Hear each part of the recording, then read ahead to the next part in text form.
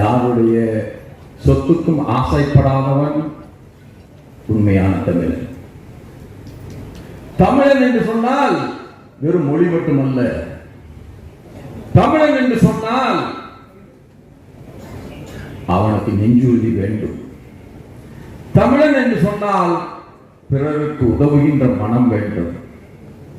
தமிழன் என்று சொன்னால் பெரியவர்கள் எல்லாம் தாழ்ந்து பணிந்து வணங்குகின்ற பெருந்தன்மை வேண்டும்.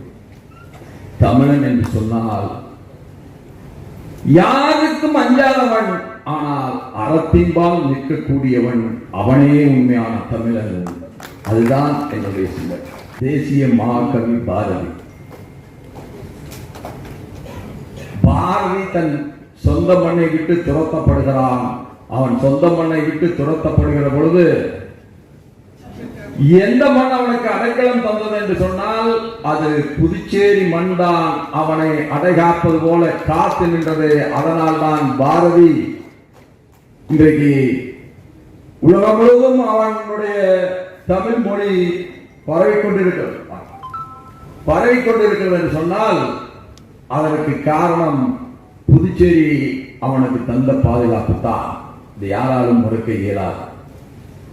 கருத்து வேறுபாடுகளை காட்டிலும், கருத்து வேறுபாடுகள் கொண்டிருந்தாலும், தத்துவங்களிலே வேறுபட்டு நின்றாலும், ஒருவர் மீது செலுத்துகின்ற அன்புக்கு ஈடு இணை இல்லை என்பதை நிரூபித்து காட்டிய மண்ணும் நம்முடைய புதுச்சேரி மண் தான்.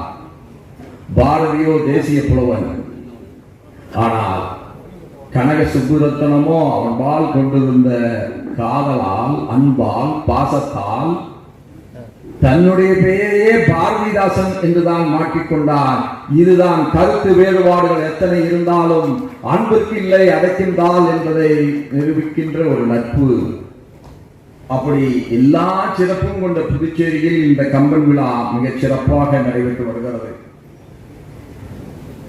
வடக்கே அயோத்தியில் பிறந்த ராமன் இடைப்பட்ட நிலப்பரப்பில் இழந்த நாடுகளை எல்லாம் கடந்து, காடுகளை கடந்து, ஆறுகளை கடந்து தமிழகத்தை வந்தடைகிறான்.